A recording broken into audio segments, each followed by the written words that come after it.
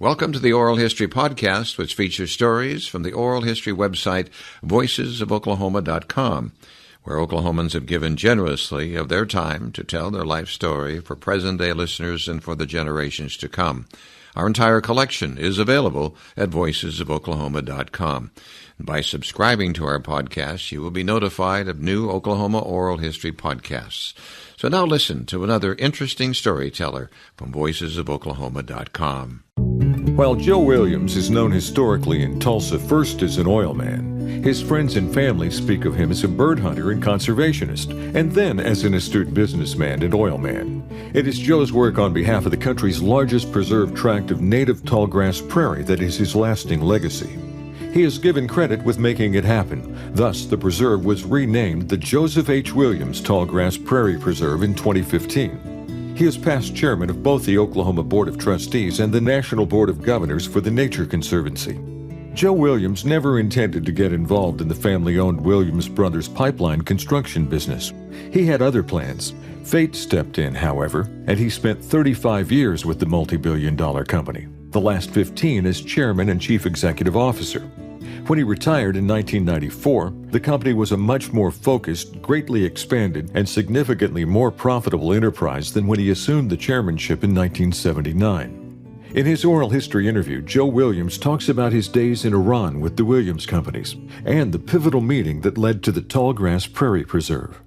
Our mission is to preserve Oklahoma's legacy, one voice at a time, on voicesofoklahoma.com. My name is John Erling. Today's date is February 28, 2018. Joe, would you state your full name, please? Joseph Hill Williams, known as Joe Williams. Hill, where does that name come from? My grandfather on my mother's side was Judge Joseph Hill from Fort Smith, Arkansas. Your date of birth? June 2nd, 1933. Your present age would be? 84.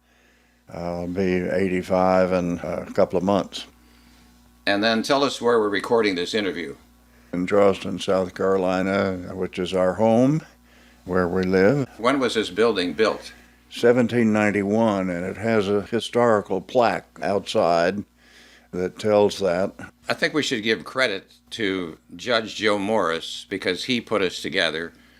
Judge Morris, who I've interviewed for this website, now 95, legal counsel for Amerada Petroleum, dean at the University of Tulsa College of Law, federal judge in the Eastern District of Oklahoma, vice president of Shell, and then general counsel for Amerada Hess. I think the thing that ties you together is your love for hunting. Yes. Did you ever go hunting with him? Oh, yes. We did a lot of bird hunting. I didn't do any animal hunting with him, but we hunted quail, we hunted doves, we hunted ducks. And he didn't hunt turkeys as much, but he did. Anything that had wings, he loved to hunt. And he loved working bird dogs. He had good bird dogs, so we had a lot of fun. I had bird dogs as well, and we hunted together. He was a very, very special fellow. Yes. Where were you born? I was born in Tulsa. What hospital? St. John's Hospital. You have brothers and sisters? Yes, I was the youngest. My dad started this business, and he was building pipelines all over the country. So my sister Kate was born in Louisiana, but my sister Martha and my brother David were both born in Tulsa as well. Your mother's name? Martha Hill.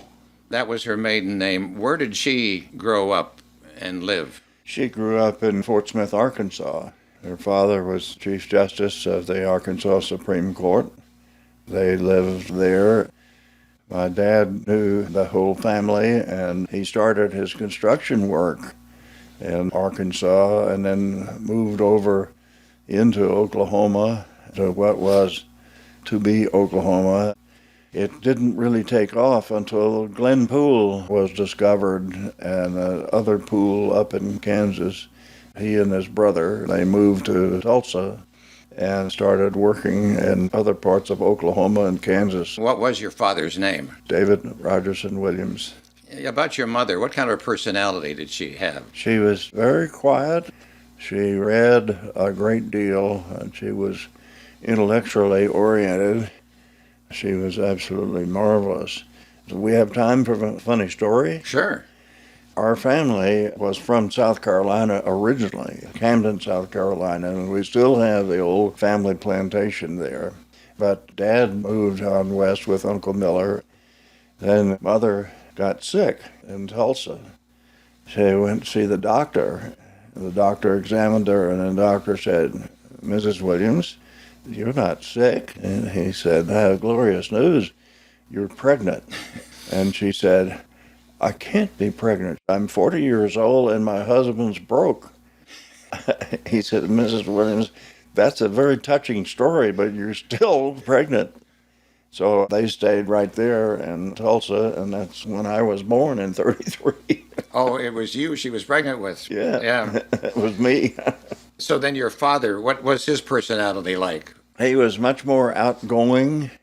He was absolutely rigid in being tied to doing things right, giving a fair job on construction projects, and not cheating in any way. He was totally rigid on that, but he had a wonderful sense of humor. And one of the things that he wanted to do was to sort of restore the family name back in South Carolina. So he bought the plantation in 1928. That plantation was the Mulberry Plantation Mulberry Plantation, in Camden, South Carolina. just about 5 miles south of Camden, Your father, did he purchase it from your uncle? from his uncle, who was also named David R. Williams. And then he started moving the family, giving them a homestead, really, because he had been traveling all over. In 1923, he did the piping of Edmonton, Canada, back before pipelining really had gotten big. He was doing projects all over the place. He and his brother, Uncle Miller, were partners. Uncle Miller was financially oriented. He handled the business affairs of the emerging company in the wintertime, and Dad would move the family over to South Carolina. Dad was the engineer, and he was over all of the construction work all summer and fall. That's the way they worked. They built an organization, and World War II came along. It became absolutely critical to the war effort. They built the Big Inch and the Little Inch pipeline to the East Coast. They built a refueling facility in Nova Scotia for the British Navy. They built all of the loading facilities to be able to bring fuel on board in Africa for the North African campaigns. They built a Trans-Isthmus pipeline in Panama to be able to get oil from the Pacific to the east without having to go through the canal in ships. Could have a much larger capacity with the pipelines. That's just in a nutshell what they were doing. And they brought along my brother David, who was an engineer, and my first cousins, John Williams and Charlie Williams. John and Charlie and David eventually took over the business from Dad and Uncle Miller. And a really good cadre of construction engineers, equipment operators, and Williams Brothers continued to grow in the next generation. Finally, about Mulberry. It was Mulberry Plantation. That's where you grew up, wasn't it? That's where I grew up. I was born in Tulsa, but I grew up at Mulberry. A working farm, about 5,000 acres. That's right. It said to be great for a young boy who loved nature. It was wonderful. When the war came on, we couldn't go back and forth to Tulsa. So Mother, my sister Kate, and I were there at the plantation all during the war. I used to ride a horse to school 5 miles into town to the public school. A lot of people thought that was unusual. Later, when I was up north, they said, "You were so poor you had to ride a horse to school?" And I said, "No. We rode the horse to school because we saved gasoline tickets that my mother could use to drive up to our summer cottage in North Carolina. That's why I rode the horse to school." And I said, "But I have to admit, I loved it." All right. So the Williams companies were founded by brothers Miller and David. Correct. Miller is your uncle, That's correct. and David Sr. is your father. That's correct. They did that in Fort Smith, Arkansas. They started in Fort Smith, Arkansas, but they migrated across the river into Indian Territory, and then after Glenpool and those prolific fields were discovered in and around the Tulsa area and southern Kansas, the business grew as production of oil and gas grew. Then obviously your cousin is John Williams, and he was 15 years older than you? Yes. His father was Charles Pettigrew Williams? Yes. And his brother and he also had a brother that was Charles Pettigrew Williams. Was he known as Charlie? Charlie, yeah. John, with his brother Charlie, and David Williams Jr., your brother, bought the company from the founders Miller and David Williams Yes. Sr. in 1949. Yes, that's correct. And then John was president of the company until 71 and CEO until 1979. John was the leader of the company all during those years until the youngsters took over. Dad built a great cadre of good engineers and equipment operators, so they had a really good team. Then when John and Charlie Jr. and David took over, they took over a going company that was doing very well. Let's bring you back. You attended Camden school system through the 8th grade. Yes. 1941, the bombing of Pearl Harbor. You were 8 years old. Do you have any remembrances of that day? I do. Camden was a horse town. They had horse races and polo and all sorts of things. There was a polo game on Sunday, and it came over the radio that the Japanese had bombed a place called Pearl Harbor. My dad said, "Turn that thing off. That's just Orson Welles with another one of his scare programs." And it was the real thing. Right.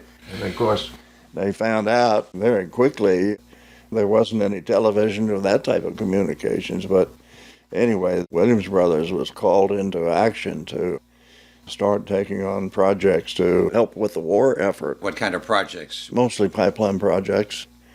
The Big Inch and the Little Inch pipelines were to take oil and gas to the East Coast rather than having tankers come all the way around, and somewhat later, when the Germans got into the act and we were torpedoing tankers, those cross-country pipelines were being built, and Williams Brothers was not the only one, but one of the major builders of those cross-country pipelines. And I mentioned some of the other projects they did, like the Trans-Isthmus pipelines across Panama, Nova Scotia, in Africa. So they were very busy all during the war. Mother and I and Kate were basically there in Camden. My brother David was in college, and so was my sister Martha. David was 12 years older than I was. I was an unexpected dividend. During the war, the headquarters for Williams, was it in Tulsa? Yes. Okay. Let's talk about you and your youth and that great acreage you had there. You became a woodsman, naturalist, environmentalist, everything was filtered into your brain as you were a child growing there. That's absolutely right. That's a good way to put it. It's true. I started the dove shooting, and I would be the retriever, and I would retrieve doves, and then I learned to hunt squirrels, and then I learned to hunt anything that flew. I love the outdoor life and all of that. Let's go fast forward until I came back from overseas, and I've spent 2 years in Germany in a tank battalion, and then later I went to work for Williams Brothers. I spent 7 years in Iran, and after all of that, the point is, I came back and I was devastated, literally, to find what had happened to our country. The wonderful marshes and swamps and forests were being depleted rapidly, and pollution, something we never thought about, was evident all over the place. The degradation of the natural world was very, very obvious to someone that had been out of the U.S. natural world for so long. I didn't take on a crusade or anything, but I began to find interests and ways in which I could help in conservation. It ultimately ended up with me being very much involved with organizations like the Audubon Society, Ducks Unlimited, the Nature Conservancy and many other organizations that wanted to ameliorate the damage that was being done. It wasn't a crusade, but it was a deep belief and desire to do my share to not let it happen any greater. When you came back, was it in Oklahoma you saw that? I came back to both. I came back particularly to South Carolina. So much of the waterways in South Carolina were being dammed. The swamps were being flooded. The bird life was diminishing rapidly.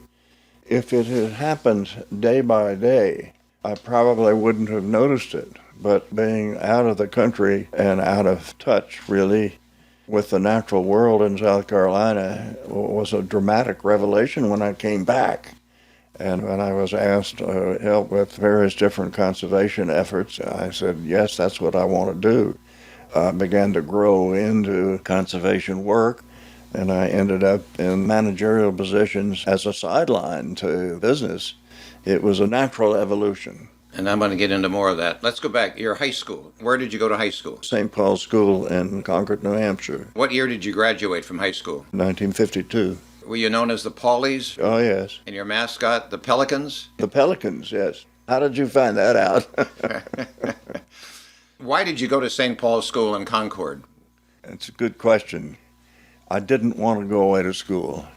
My dad felt that the public schools that I was attending in South Carolina were just not up to providing the kind of education that would enable me to get into a good college and or maybe graduate school. He had a number of friends who knew some of the Eastern preparatory schools, particularly St. Paul's School in Exeter. I went and looked at 3 or 4 of them with Mother and Dad, and I picked St. Paul's School because it had 1,600 acres of land around it and streams and all, and so I thought, well, I could be very happy in this place. Exeter and some of the other places were just small cities, and St. Paul's wasn't. It was a country school. So you graduate from St. Paul's, and then you enrolled at Yale University. Yes. Many of your family members attended Yale even before you. My brother David was a graduate of Yale. John and Charlie Williams, who were older, both went to Yale. I applied to Yale, to University of Virginia, and University of North Carolina, because I really wanted to go back to the South. But my brother and John, they all said, no, look, you got a good chance of getting into Yale. You've got great marks. You shouldn't overlook that just because you like the South.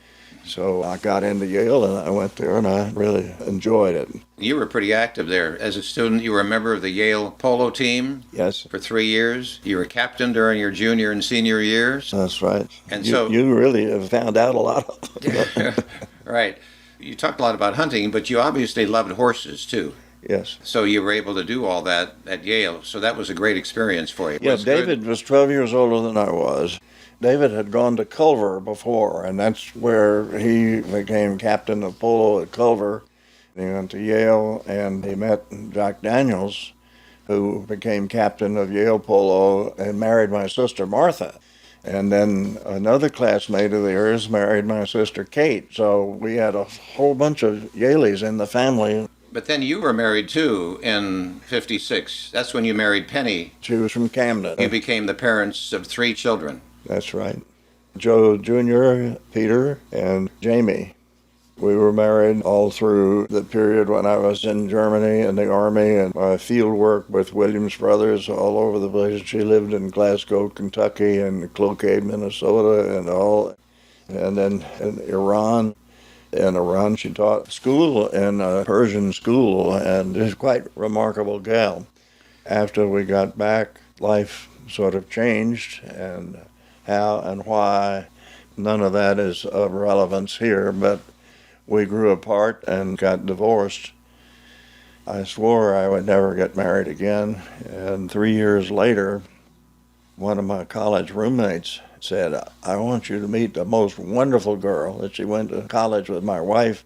She lives just down the street from us. I said, I don't want to meet Wonder Girl. I just don't want to. But anyway, There's a long story there, which is probably not relevant, but I did meet her. I did take her actually to a Williams Brothers board meeting and dinner at a 21 Club in New York, and I called her. I said, would you like to go to 21 Club for dinner? She said, I love 21 Club, but I haven't been there but once or twice. So anyway, she came down to New York, and we went. She absolutely beautiful woman. We went into the 21 Club, and there were all of my directors and officers, and they all looked and said, where in the world did he find her? And in a matter of months, we got married, and we've been married 41 years.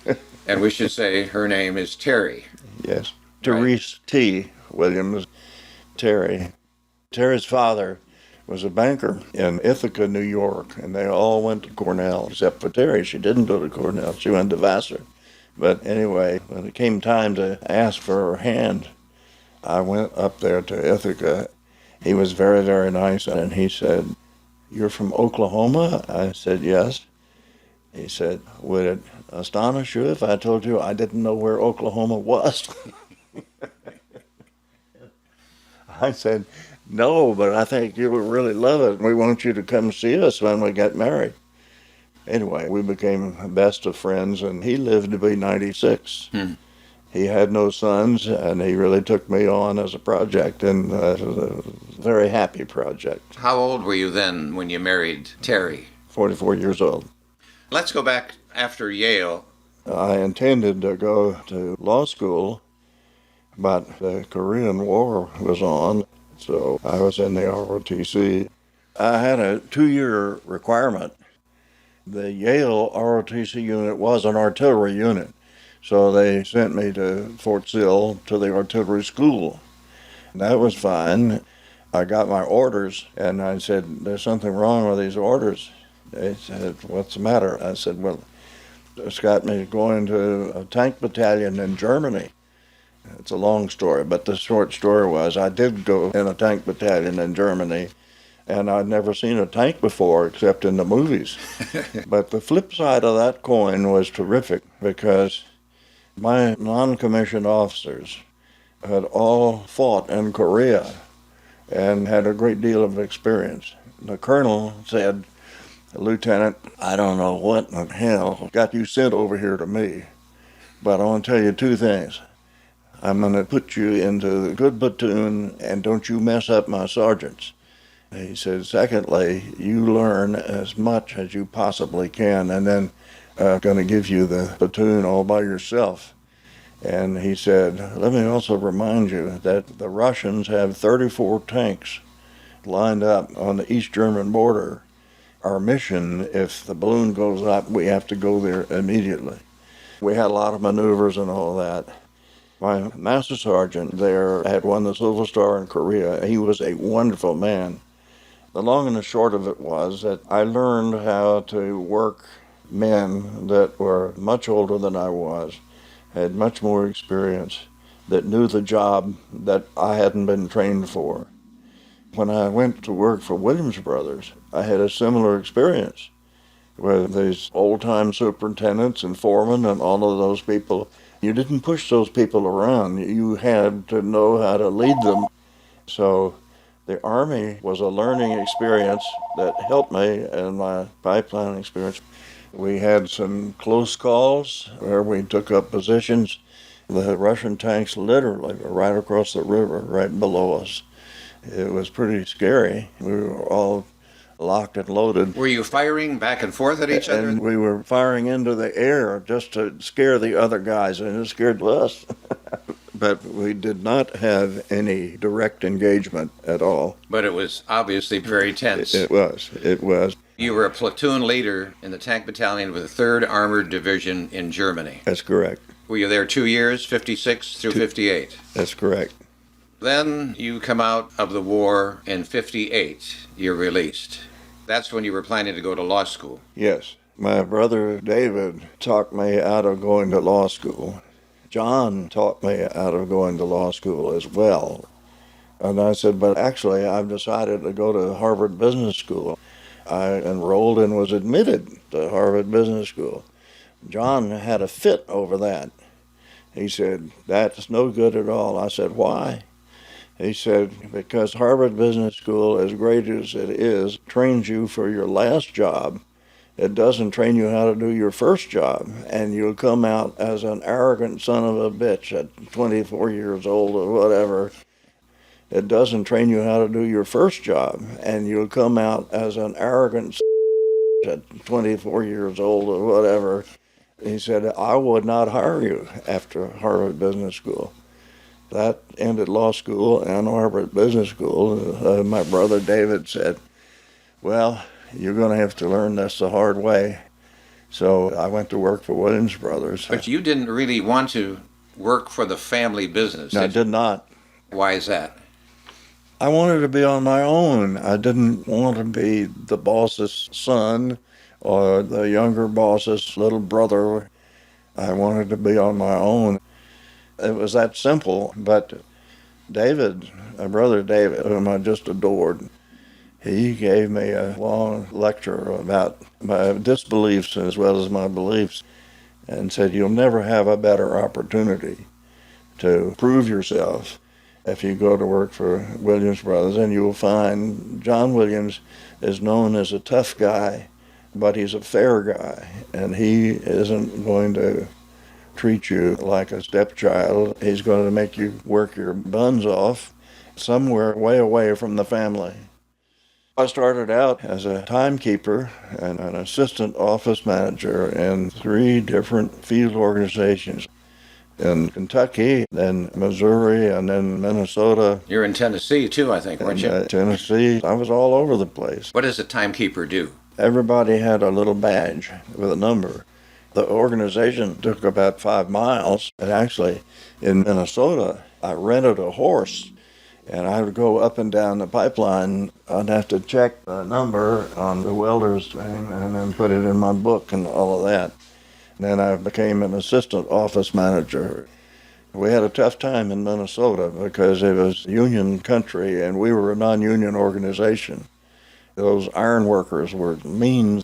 We'd go into various different bars and they'd beat us up and throw us out. But we had a good superintendent and I became assistant office manager. And so the superintendent said, "Williams, this is a dry state, but Iowa is wet." He gave me a whole bunch of money. He said, "Go down there across the line. There's a liquor store down there, and I want you to buy me 24 little pints of 4 Roses. This is at the end of the month, and when we pay everybody off, we give them a little gift." So I bought 2 cases of whiskey like that, and I came back to the motel there in Minnesota.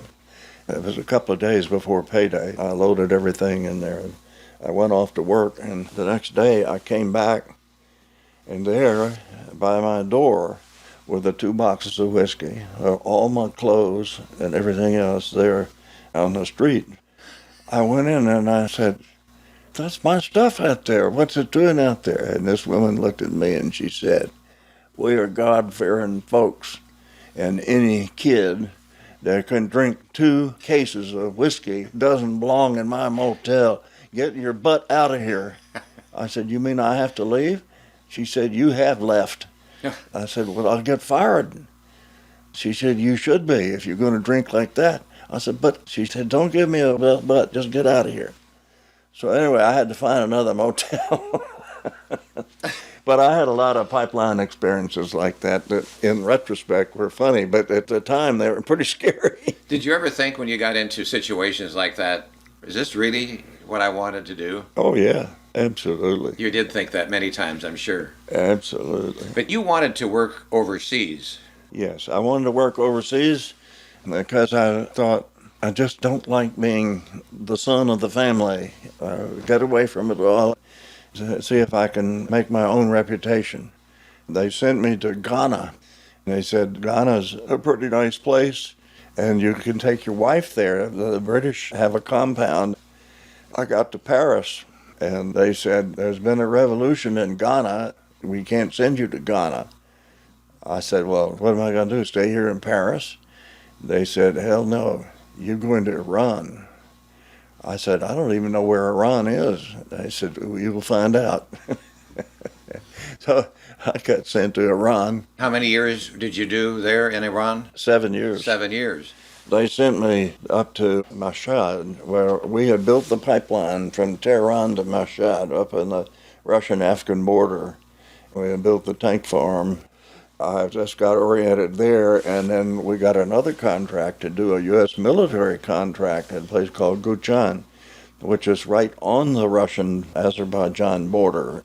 So I went up there, and this was another learning experience because I didn't know anything about civil construction. I'd learned a lot about engineering and equipment, but building barracks up to military standards was not something I knew anything about. But I had good foremen, so I was up there for about a year. Who was your boss then when you were working there building buildings? Well, my boss was in Tehran, a fellow named Harry Hamra, who was from Bristow, Oklahoma. That's a good old boy. I kept calling him on the radio at 5 o'clock in the morning saying, when are you going to send a superintendent up here? Finally, one day, Harry said, we've got one. I said, how soon can you get him there? He said, he's already there. I said, well, I don't know him. He said, it's you. I said, I don't know anything about building these kinds of things. He said, well, you get out your engineering manual. And he said, you've got 3 good master sergeant types, carpenter foreman, concrete foreman. You just put them to work in the right places and they will teach you what you have to learn. And that was right. It was like being back in the Army with those platoon leaders because they were the same type of people. They were absolutely wonderful and took good care of me. I migrated eventually and moved into Tehran, and 4 or 5 years later I replaced Harry Hamra, and they moved him to Oman to build a big pipeline in Oman. We had 3 big projects going in Iran, and so I took over there. Let's talk about the political climate in Iran at the time. Again, you had your wife and 3 children there, so they attended school and Yes. they learned to speak Persian. Yes. I learned to speak Persian pretty well, but not as well as the kids. We put our kids in the British school because I worked for Wilbur's UK Limited, so I had access to the British school. Not only would the kids learn English the right way, but they had a requirement that 50% of the students had to be Persian, and we wanted our kids to go to school with Persian kids and not just be expatriates. My wife then started teaching English in the same school. We lived in this village 7 kilometers out of Tehran. Not an expatriate, it was all local. Everybody couldn't have been nicer. We had both learned to speak the language, and we had quite an interesting and enjoyable experience, even though it was really, really hard work because we worked 7/12s, 7 days a week, 12 hours a day, plus transportation. There was a revolution going on in Iran at that time, Yes. the White Revolution. The Shah of Iran was eventually overthrown, went into exile in Paris. Well, he wasn't overthrown till later. Right. The Shah was still very much in power when I was there. Some of the major things that happened were earthquakes. There were several terrible earthquakes that just devastated a number of villages. So we took our heavy equipment and went down at the request of the U.S. Embassy and the British Embassy to rebuild a lot of these places.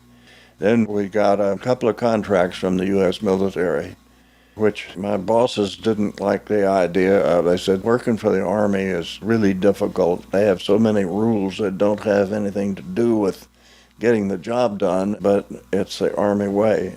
I said, yeah, but I have commissary privileges. I have all sorts of other privileges working for an American company, import abilities and all that. So I think we ought to take these jobs. So we did another barracks type of thing. The most difficult one was the colonel called me in. He said, you're the only one around that has a top secret classification. Actually, it was one level above top secret. And we have a project up on the Caspian coast I can't tell you anything more about it, but he had a whole list of machinery and everything. I want this much of these things and this number of people, and I want you to be up there tomorrow. I said, well, that's a day and a half trying to get equipment up there. And he said, do it. Well, it turned out it was a super secret facility, the first over-the-horizon radar, and it was aimed into Russia at a place called Semipalatinsk, which was one of their missile sites that they were experimenting with. I said, I'm the only one that has that level of clearance, but I don't know that type of construction. He said, well, you better learn it. We went ahead and we got that thing finished. The engineering company that built the big balloons put in all of the electronic equipment, and they put this big envelope over the top of it. We had worked all day and into the next night, and finally everything was all set. They signed off and accepted it. We, the company, the 30 of us supervisors, drove down the hill at dawn, and all of the natives, they were on their knees and they're bowing and going back and forth. I said, what are they doing? Finally, we stopped, and one of my foremen said, let me tell you what they're saying. They're saying that only the Americans could do something like this because only God can build a mosque overnight, and you have done it. They brought fruit and all sorts of foods and everything to the little cottage that we were in, all because we had built a mosque overnight. Oh, wow. You met the Shah of Iran, and you were around him, correct? I did everything I could to stay away from the royal family, so I only met him in 2 or 3 ceremonial events. And then later at the ceremony when we built the world's first 42-inch pipeline. But I stayed as far away as I could from the Shah and the royal family. Why did you stay away from him? Because they would put their hand out and force you to give a bribe and all sorts of other illegal things. The French contractors were bad about that. They thought that was the easy way and the only way you could get that kind of work. We and the British, I was working for the British company, refused to do that. But we got along well with the Iranians. You told me about a time when the two of you were together. Oh, when he came with the British ambassador, the American ambassador, the Shah, and my boss from London were all there, and that's when we walked up to the big coating and wrapping machine, and this old American from Idabel, Oklahoma, was up there and said, son of a bitch doesn't quit, was up there and said, bitch doesn't quit. The Shah didn't take offense at that. He didn't take offense to the fact that this American had said to his boss, son of a bitch doesn't quit. Bitch doesn't quit. Shah just didn't pay any attention to that at all. I had a really unfortunate experience in that the cabinet minister called and said, Prince Shahram wants to see you. He has just graduated from Harvard. It's where you went to college, isn't it? I said, well, yes. I'm about to go out of town. They said, he is the prince of the land. If he wants to see you, you see him. So he came over to my office. We talked a little bit about life in the U.S., and he had just gotten back. And he said, I understand the big project that you have 1,000 people working down there around Abadan and Bandamashur. I said, yes, that's right. He said, I also understand that you are using British cooks. I said, you've gotten that wrong. We have a contract with a British firm.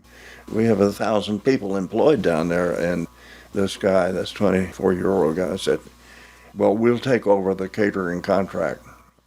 I said, what? He said, yes. He said, I'm in the catering business. We'll take over. We'll feed them all. I said, but this would be a disaster. It'll shut the whole job down. And the job is for your government, the National Iranian Oil Company. So I got rid of him. I went up to the embassy, to the American ambassador. I want to see the ambassador. He said, well, he's not here. You'll have to see the commercial attaché. So I went to see the commercial attaché. And he said, "That's very strange. I'll just have to write a report and send it to the Commerce Department in Washington. They can't do this." I said, "They are doing it." He said, "That's all I can do." I was at my wit's end. I had gone fishing with the British ambassador once. I got along very well. I liked him very much. He invited me to go. I asked for an appointment to go see the British ambassador. I told him the story, and he said, "What a bloody shame. If I get this straightened out, will you do whatever I ask?" I said, "Yes, Mr. Ambassador, I certainly will." He said, "I'm going to see the Shah. Can you be back in my office at 7:30 tomorrow morning?" I said, "Yes, sir."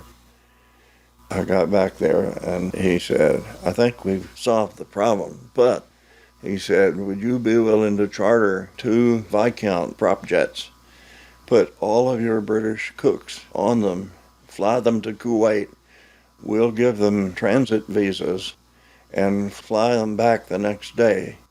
They cannot abrogate transit visas by the British government, and we'll solve this problem." I said, "Chartering 2 prop jets is expensive, but that's a heck of a lot cheaper than having the job shut down." So the British solved it completely. The Americans, all they wanted to do was send a report to the Commerce Department in Washington. I won't go into them all now, but I had a number of other experiences like that where the British came to our defense. Fortunately, our company was called Wilbros UK Limited, so we qualified as a British firm.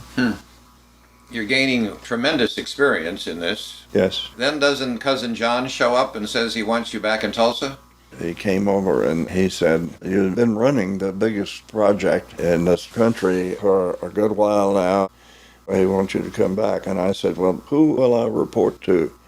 He said, "You'll report to John, Brother John." I said, "Well, I just don't want to do that." Charlie said, "Why?" I said, "Well, it's just a family thing. I don't want to be John's flunky." And Charlie said, "That's a very arrogant thing for you to say." I said, "Well, try me again." And he said, "Well, I'm going to get your brother to come over here and let him tell you how it is being a younger family member." My brother Dave came over and talked me into going back. All kinds of different things were going on in Williams Brothers from then. We were moving out of the pipeline construction business and getting into the operation of pipelines and all of this. I found John was a terrific boss. As long as you told him the truth, he was behind you all the way. If you tried to play games with him, which I didn't, you would have problems with him. But John was brilliant, and he knew how to leave me alone so that I would learn on my own and get things done the right way. So eventually I became Chief Operating Officer, and then later President and Chief Operating Officer, and then Chairman and Chief Executive Officer. You also were one of the last Williams family members who could operate the business. Yes. Because after you, then a non-Williams person came on, and we can That's talk true. about that. He also knew he wanted blood to run this company. Yes. So he probably was being really careful so that you wouldn't run away. Probably, yeah. And John was smart. He was very smart. He knew how to deal with various different kinds of people.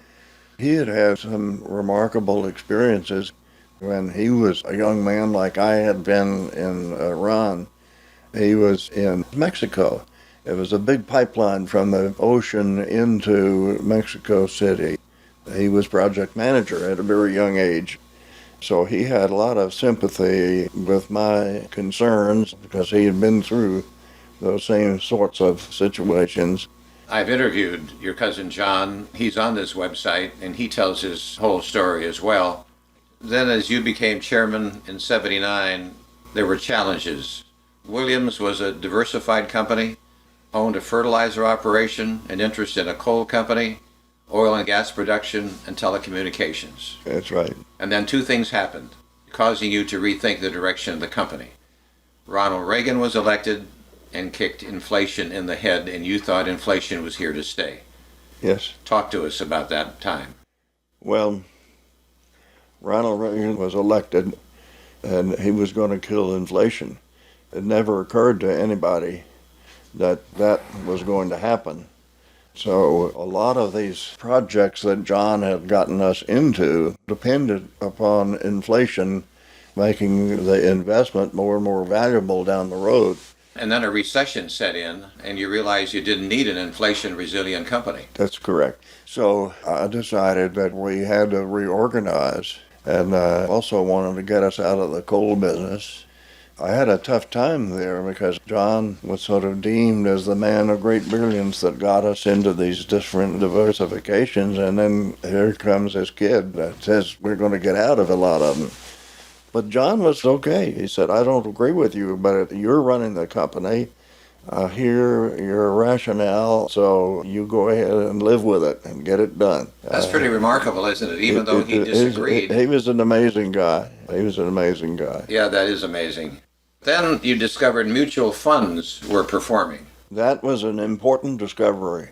Why it hadn't occurred to anybody else, I don't know. But we adopted as a strategy to diversify into lots of different types of businesses so that you would have ability through diversification to not be victims of any one business or whatever.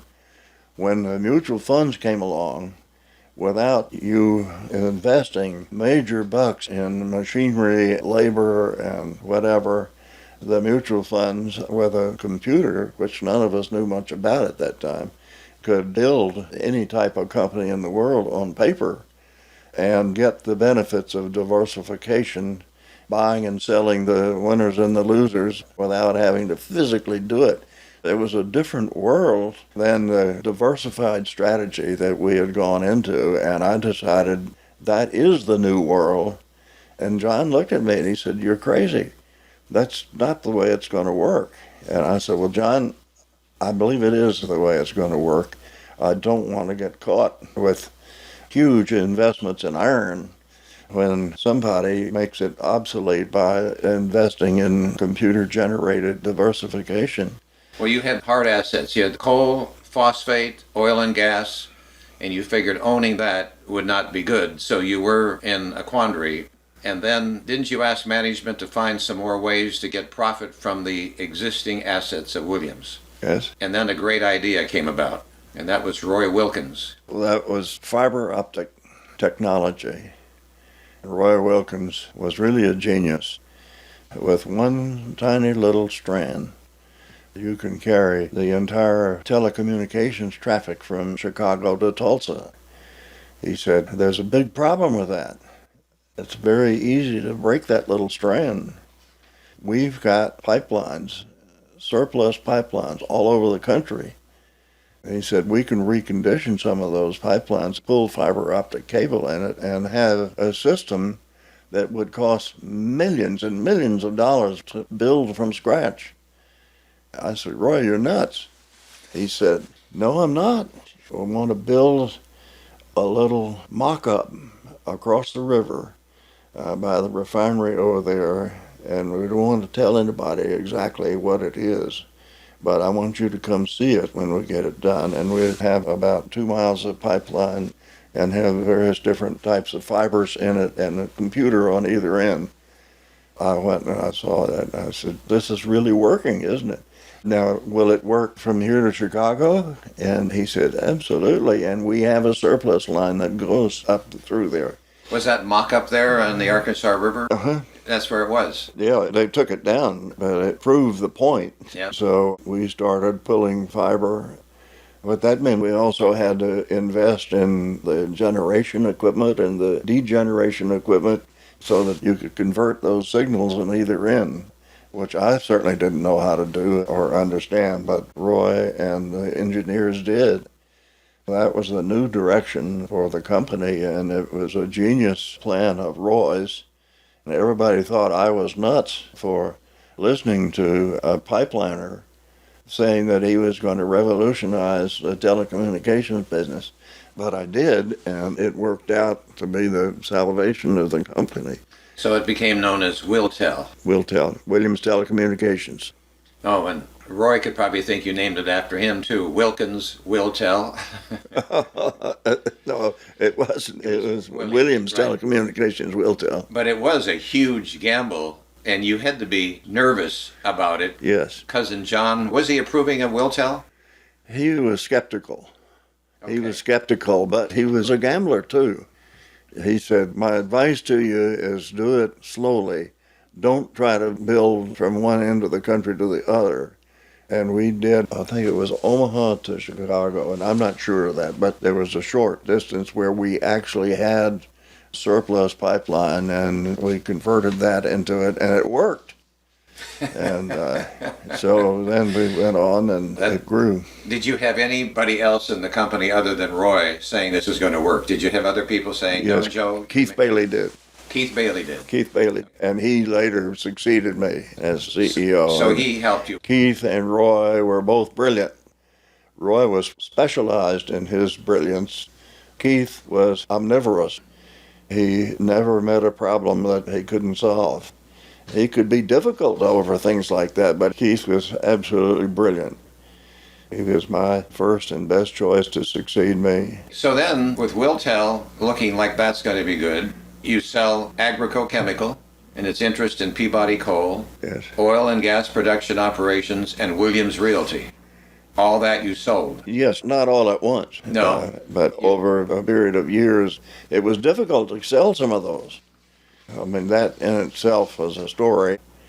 The telecommunications wasn't difficult to sell because that was a new idea, and there were other telecommunications firms that wanted to tie into it and whatever. But getting rid of the phosphate business and the coal business, because coal was beginning to deteriorate as a profitable investment. We hadn't gotten into the environmental problem of coal the way that it turned out later, but I didn't like the business because it was dominated by the unions. The miners' union was a very tough union. So this gamble you took with Will Tell topped out at $1 billion and it was sold for $2.5 billion. I think that's right, but I'm not exactly sure. You stepped down in 1994. Yes. What led to your decision for stepping down? Terry and I had a new life, really. We wanted to be able to go and do whatever and travel. I knew I had a good team coming on behind me, and I didn't want to stay in their way. The timing was right. Now, that's happened to a lot of other companies, and they don't recognize the timing. They either want to stay because they like the prestige of being chief executive officer, or they have different reasons. But in my case, I thought the best thing for the company.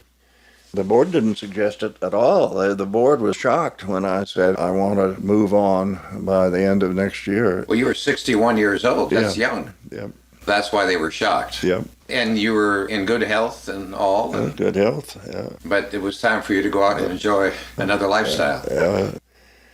So we moved back to South Carolina. Spring Island is an absolutely wonderful place. It was started by a small group of people. One of them was a promoter, but he was an ecologist, and he got 3 or 4 other people that were environmentally oriented. They decided to put special restrictions on the land so that it would remain in its pristine tradition, and it was very pristine. It still is. A dear friend told me about it. Judge Chapman, another judge, Bob Chapman, said, "Joe, this is your kind of place. You don't want to retire to the plantation and be stuck in the plantation. Go down there to Spring Island and you will still have an interest in the plantation with your relatives, but you're just going to love the whole low country of South Carolina." He was dead right. Terry and I went over there, and sure enough, in a matter of weeks, we made an offer. We bought a lot. We built a house at Spring Island. You spoke glowingly about your cousin John. Did the two of you have different management style? We had similar values, but we definitely had different styles. There are a lot of people that thought John was very abrupt and rude. John was the type of person that if you were logical and right and knew what you were doing, he would listen to you. But if you came up with some harebrained scheme and didn't know what you were talking about, he could just be crude about not accepting anything like that. But he respected talent, but he wanted people that would do their homework, not people that just did snapshots. He would quiz you and make sure that you knew what you were talking about and that you evaluated the risks of whatever the investment was. Then he would be all for you. I learned a lot from watching him. He also really believed in education. One of the first things he did, he sent me to the API, American Petroleum Institute, School of Pipeline Technology for a 3 to 5 months course, I guess, down in Baytown, Texas. He said, I know you know how to work. I know you know how to work all the equipment, but you don't know a damn thing about pipeline technology. He said, you didn't go to Yale Engineering like your brother did or like I did, but this will give you a big head start. After I joined the company and I had those experiences in the field and all that, then he sent me to the School of Pipeline Technology, and then I went into the International Division. That was important.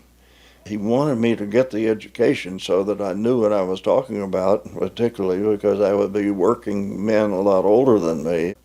He wanted them to know that I knew what I was talking about. Keith Bailey, you said, was really good that you brought him on. John knew Keith too, didn't he? Yes. He obviously approved of that and knew Keith, because here's the first non-Williams person to take over the company. Well, Barry Galt was there for a little while, but Keith was brilliant in every respect.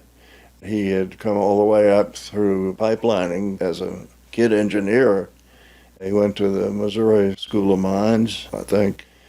So he had the training and the background and the experience. There were some people that were skeptical of Keith because he was so cocksure about everything he said. John was a little worried about that he liked people that said, what if, rather than saying only this way. But by that time, John was no longer directly in the line of command, and he thought Keith was a good idea. He liked Keith. And it worked out. He had a successful career there. Yeah. Were you active politically at all? Well, I was a Republican, and I was locally active, but not really very active. No, it was not a big part of my life. My first wife got very active publicly, and she went on and went into the Oklahoma House and then became an Oklahoma senator, Penny Williams. She was a Democrat. A left-wing Democrat. That was really one of the problems that we had. We had very different political views. I'm still in touch with her because she was a good friend since we were little kids.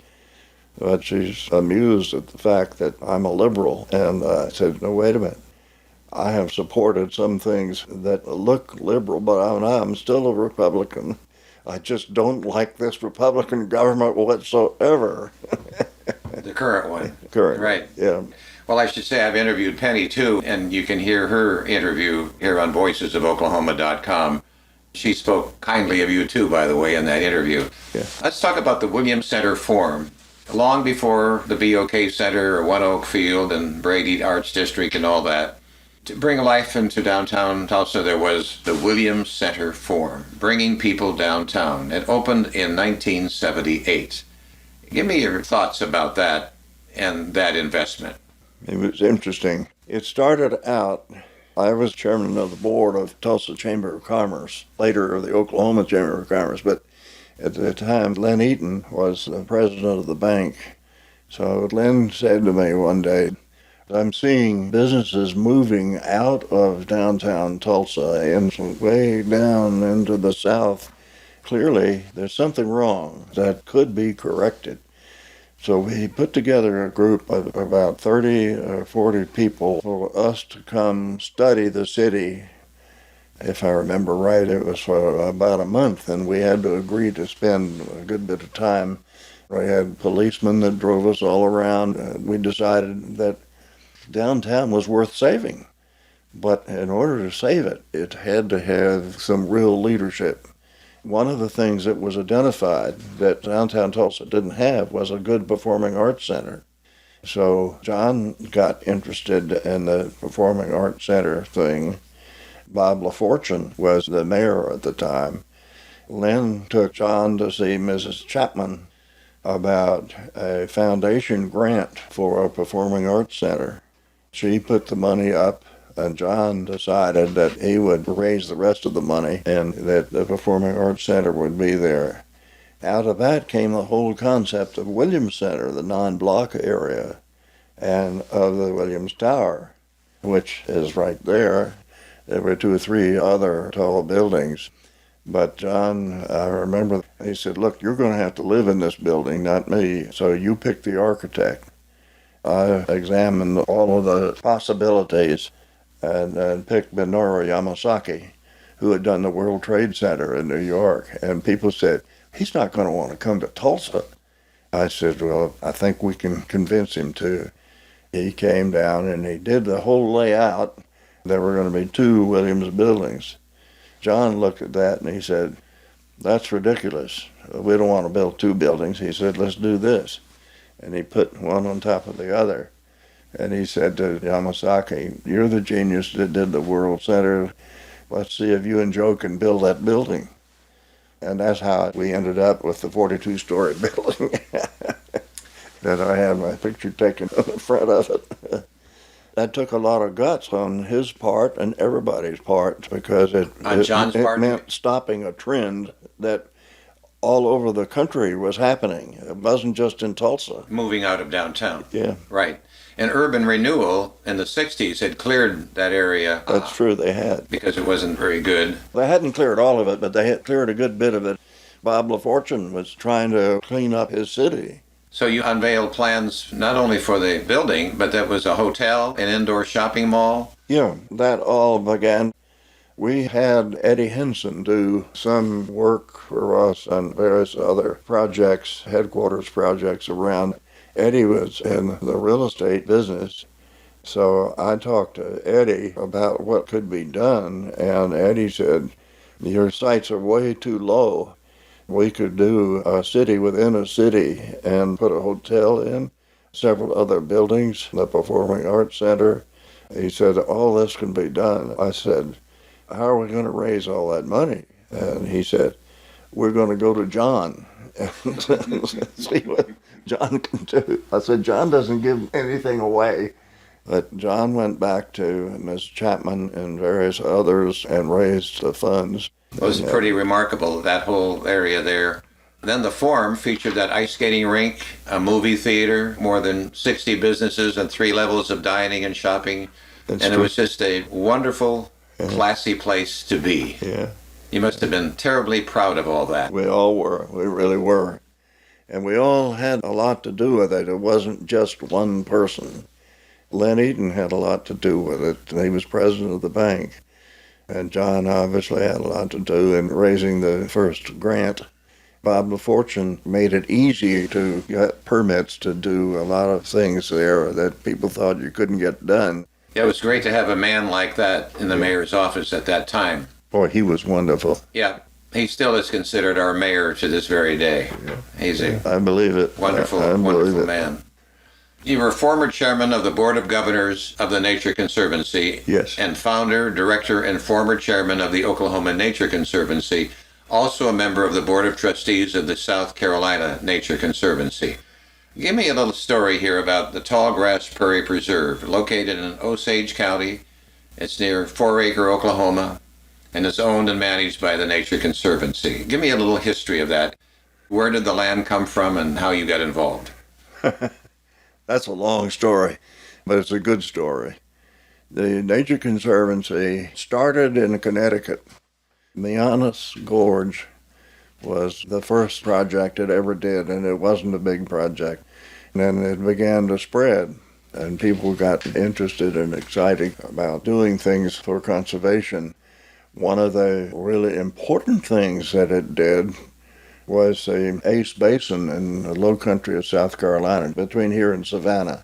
The Nature Conservancy was the lead in developing that large-scale project.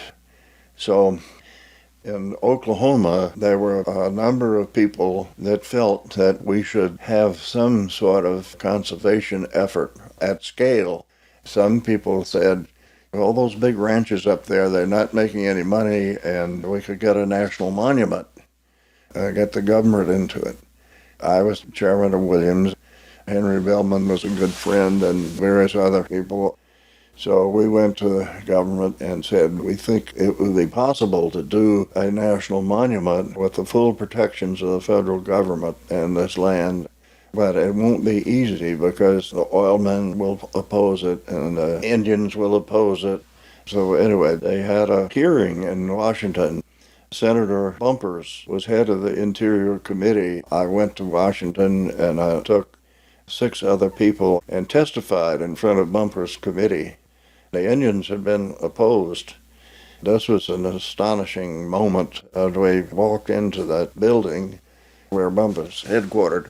I looked up, and there comes about 6 Indians in full tribal dress with feathers and everything. I thought, we're going to get scalped.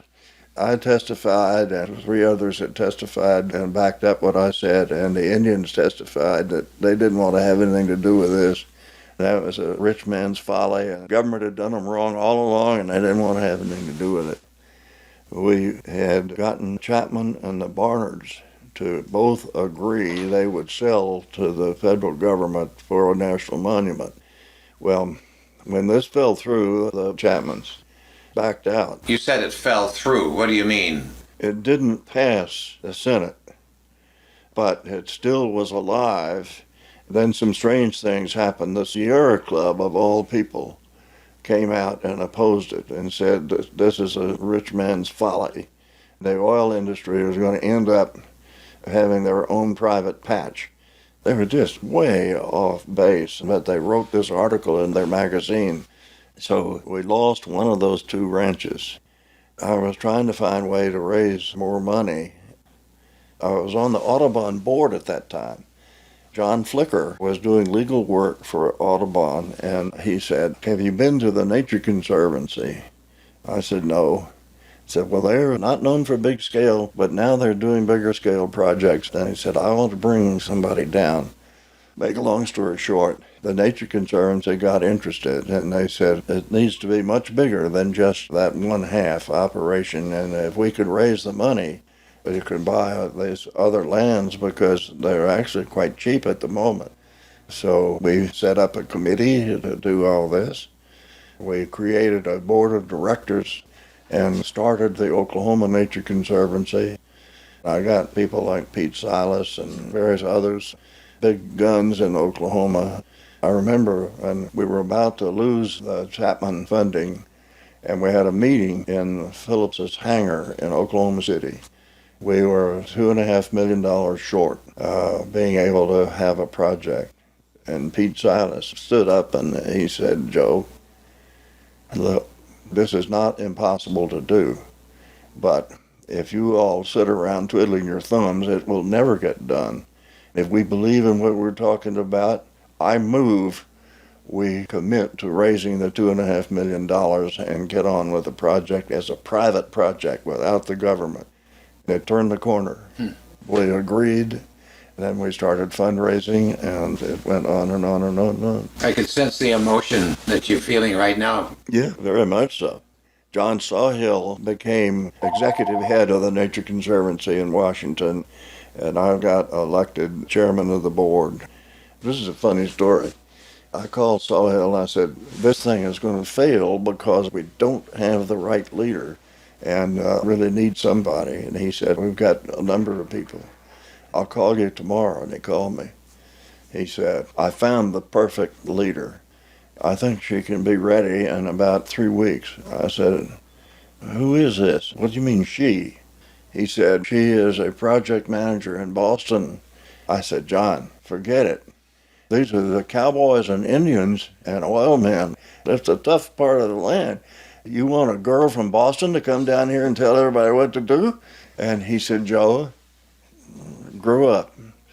That's literally what he said. This woman has done wonders up there, and she can make water run uphill.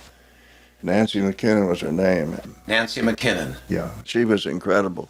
She came down, she started organizing things. She had a tough time in the beginning. Nobody liked the idea of a woman from Boston telling him what to do in Osage County. But the long and the short of it was, she pulled things together. She said, we need to do something to make a big splash. You knew Stormin' Norman, didn't you? I said, the general? She said, yeah. I said, he's on the Nature Conservancy's National Board. Norman Schwarzkopf. She said, I want you to get him to come down and we will have an opening, even though we don't have anything to open, but we'll schedule an opening and we'll have him as a keynote speaker. I said, I don't know whether I can get him to come down here or not. She said, yes, you can. You have a company airplane. You tell him you'll send an airplane for him and you get him down here. If we do that, she said, I've talked to the commanding general of the Oklahoma National Guard, and they said if Stormin' Norman comes down, they'll set up a tent city for everybody. So we'll have a tent city, and we'll have Stormin' Norman, and we'll inaugurate a project that didn't even exist. And Nancy and I did that.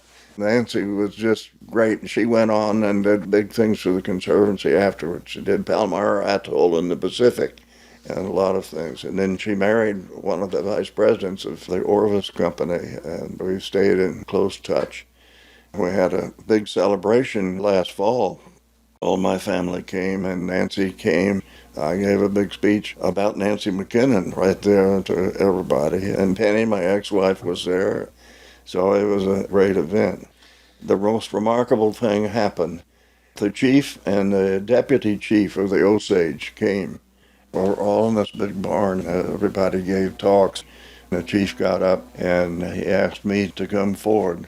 They said, and I'm being braggadocio now, but this is a fact. It happened. Right. I could show you the picture downstairs. He put his arm around me and he said, this man, representing something we didn't know anything about, the Nature Conservancy, convinced us to do this project, that this is the best thing for the tribe. He said, we had been very distrustful of wealthy white men, but this man convinced us that this was the thing to do, and they brought a big blanket and put it around me. Oh, wow. And he said, he spoke the truth, and we believe the Tallgrass Prairie is a real thing and has been now for 5 years. There wasn't a dry eye in the house. No. My eyes did not dry myself. Yeah, it was amazing. Wow. There was another famous person involved in all this, was Harvey Payne. Yes. Now, Harvey Payne was a legitimate, not just dabbling in conservation. He knew what he was talking about. He was an artist. He was a photographer. He was a rancher. He had everybody on his side, but he had the imagination to keep pushing as we kept running into barriers. One of the other good things we did was we started a board of directors for the Oklahoma Nature Conservancy. We put all the oil bigwigs and others that we could get on it. So we had a lot of support from the board. I've interviewed Frederick Drummond, and I've interviewed Harvey Payne, too, along with Jenk Jones, who also was a big supporter. And Jenk Jones wrote a book about it. Right. Harvey did the photography. It's not a big book. It's just a little introductory book. Frederick Drummond, I think he was kind of a go-between the ranchers and all. Very much so. So he could talk to both sides. He could talk to you, he could talk to the ranchers and the tribe. Very much so. He was a really, really important linchpin to pull the ranchers together. He was part of that group that went to Washington when we testified and all the Indians showed up. And now the preserve contains 39,000 acres. I think it's 44,000. And another 6,000 leased in what was the original tallgrass region of the Great Plains. Yes. It's just a wonderful area, so beautiful. The buffalo that are there and all. We always ask what we are proud of when we look back. I don't want to put words into your mouth, but that obviously has to be one of your proudest accomplishments. Absolutely. The biology of it is not just pretty place. The problem with ranching is that cattle are corporate grazers. They graze right along like this. Bison are bunch grazers. They get it here and they get it over there. This is what happened to tallgrass in so much of the West. Overgrazed by cattle, and they grazed it right down to where they lost the seed crop. Whereas where bison had been, there were bunches of tallgrass here, right over there, another bunch of tall grass. The seed stock was still there. So the biologists got hold of this and decided that there's enough land that could be put a stocking of bison on it. The newspapers were saying that the Nature Conservancy has gone way out on the limb. It's a wonderful effort to save bison. We weren't trying to save bison at all. Bisons were the vehicle that saved the tall grass itself and all of the other biota that was related to tall grass. It was a remarkable activity. And Harvey Payne and the people I mentioned all came in line, and it was amazing. And then, beyond that, the J.T. Nickel Family Nature and Wildlife Preserve, Yes. located in Cherokee County, privately owned and managed by the Oklahoma Nature Preserve, contains 17,000 acres of forest and grassland. It's just a beautiful area. And I've interviewed John Nickel for this oral history. That's a remarkable story, too, what he has done. It is. I never knew him very well. That came after I had moved away. But I met him, and I know all about what he did, and he did a great job. Yeah. In August 2014, the George Kaiser Family Foundation, with private donors, gave a new park named A Gathering Place for Tulsa to the River Parks Authority. Mm-hmm. It's now under construction. I just recently had a tour of it, and it's just wonderful. It's valued at $350 million. The Williams companies stepped up, and I believe they're the largest donor to the project, to the tune of $18 million, the largest donation outside of George Kaiser. Mm-hmm. And you must have been a supporter, maybe Cousin John was too, of that happening? John had already passed away. They told me they wanted to do this, so I said, well, since you're going to build something with my name on it, I don't think I should be doing that. But if that's what you think the stockholders want and what Tulsa wants, that's fine, but we didn't put a lot of personal money into it. The company did. I didn't think we really needed to push the Williams name anymore. Alan Armstrong said, you're not pushing the Williams name, and John's not pushing the Williams name. We, the board of directors, are pushing the Williams name. We think that you haven't been given enough recognition here, so we want to do this. There are two buildings. One is the Joseph H. Williams, and one is the John H. Williams. I saw it when they first were starting on it. I'm coming back over for the Williams shareholders meeting in May. Alan is hopeful that they can do a dedication of the Williams place at that time. It wasn't sure. Man, that's great. That's great. And that whole park is going to be so wonderful. It's right next door to where I lived at 2700 South Boston. That's great. I got in trouble when I was a little boy. My next door neighbor was a fellow named Bill McMurray. The farmer was planting watermelons. We dug under the fence, went over there, and we liberated a watermelon and brought it back. We had a little tent out there in the yard, and my mother found these watermelon rinds. She said, where did you get that? I said, well, I cannot tell a lie. It came from across the fence. She said, you have to go over there and apologize in person. I went over there and I apologized. I think his name is Mr. Blair. Blair Mansion? Yes. I went over there and apologized. He said, son, I really appreciate you doing that.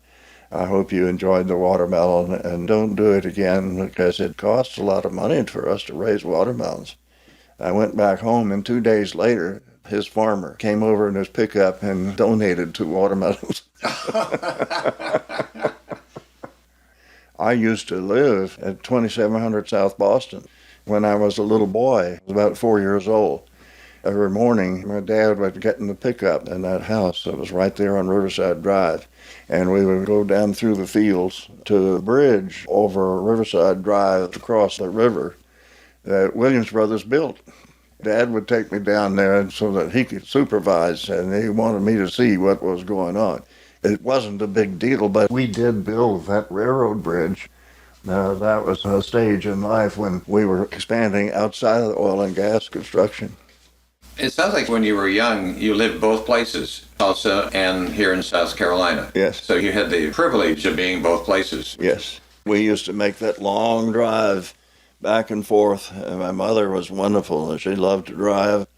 We would stop in Memphis and then in Chattanooga. We had a big old Packard, I had everybody all loaded up.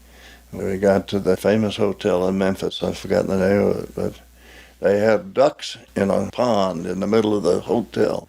I just thought that was fantastic. I used to try to go swimming with the ducks.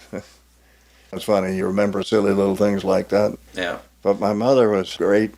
During the war, she formed something called the Women's Motor Corps. The Germans were torpedoing things right offshore of South Carolina. So my mother organized this group of women, and they all had flashlights. They would go and check all around the town and make sure there were no Nazis. She was the leader of all of that. Gasoline was very hard to come by during the war. And they also got special gasoline to drive soldiers back and forth to Camp Jackson, Fort Jackson it was called then, in Columbia, it's about 30 miles away. She did her share for the war effort. You really are known as an Oklahoman and as a South Carolinian. Yeah. You were chairman of the Metropolitan Tulsa Chamber of Commerce, the Oklahoma State Chamber of Commerce and Industry. You were inducted into the Oklahoma Hall of Fame in 1988. Well, you've done all your homework. I have. Your cousin John would be proud. I did my homework. That's what he wanted people to do, didn't he?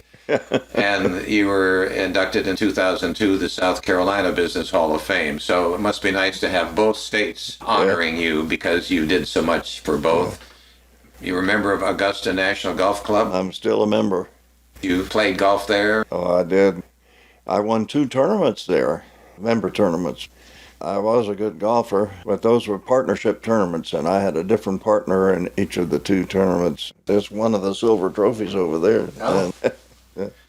Augusta's an amazing place, and I'm taking Joe Jr., who's a professor at the University of Tennessee, and Margot, my stepdaughter, who lives right down the street here. She's a very good golfer, so Terry and I are taking them over there 2 weeks from now. I'll only be able to play a hole or 2, but the kids, they'll play 36 holes a day for 2 days. That's I great. love it. Were there any that might have golfed at Augusta that you would have golfed with? Any names that we might know? Well, I knew lots of CEOs of businesses that we did business with that were members at Augusta. President Eisenhower was a member, but that was before my time. Kennedy or Nixon played there as guests of somebody. But Eisenhower was the only one that I remember was an actual member. As you look back on your career with Williams, is there any 1 or 2 things that stand out with a great deal of satisfaction? Well, you want me to brag? Yes, you should brag. I think I'm a people person, not a numbers person. John was a numbers person. He never met a number that he didn't like. And I had to struggle with numbers, but I always gambled on the right people. And so did John, too. But I look back, and yes, I made some mistakes, but I put a lot of good people into good positions to advance. That's where I think I was worthwhile for the company stockholders. What would you say to young people? I'm sure you've been asked. They're coming out of college, they're looking at various businesses. Do you have advice for young people who will listen to this many years from now? Don't be scared to reach for something. Yes, there are a lot of things when you're fresh out of college or whatever that look like they're not reachable, but try it. Go try it and take the gamble. But always make sure that you're giving your employer your full money's worth. If you can do that, you're going to have a good career. Those who influenced you the most, I guess your cousin John would be one of them. Yes. Other people that you drew from, who would those people have been? Well, a lot of family. My father and mother were absolutely wonderful people. My brother David kept me from getting discouraged on a number of different things. He was terrific. And John, I was scared to death of John in the beginning because his style was pretty abrupt. But once I got to know John, I realized that he not only was brilliant, but he had a soft heart. Charlie was wonderful. Charlie was kind of my champion in the background. He said, your brother can't be your champion, and John won't be your champion, but I'm going to give you as much help as I can, and don't let your brother give you too many dreams. Don't let John scare you. I can help you with both of them because we need you, but I don't want them to scare you out of taking the job. And Charlie was John's brother. Yes, he was a prince of a fellow, absolutely prince of a fellow. He lived right there in Tulsa. His widow is in Tulsa, and John's widow is in Tulsa. You have many years left to live. John lived to be 94. You're only 85. I'll be 85 June 2nd. You've got a lot of living left to do. As you knock on wood. Let me take a picture of this hat. You should hold it. Let me take a picture of you holding that hat. This is a typical hard hat that construction workers wear. Our welders all wore these hats. They didn't like to, but they did because either that or they didn't work for us. So they had a barbecue and the project was over. The foreman came up and said, "We have a gift for you." I said, "What is it?" He said, "Well, you were the first person we worked for that made a huge effort to employ native Iranians.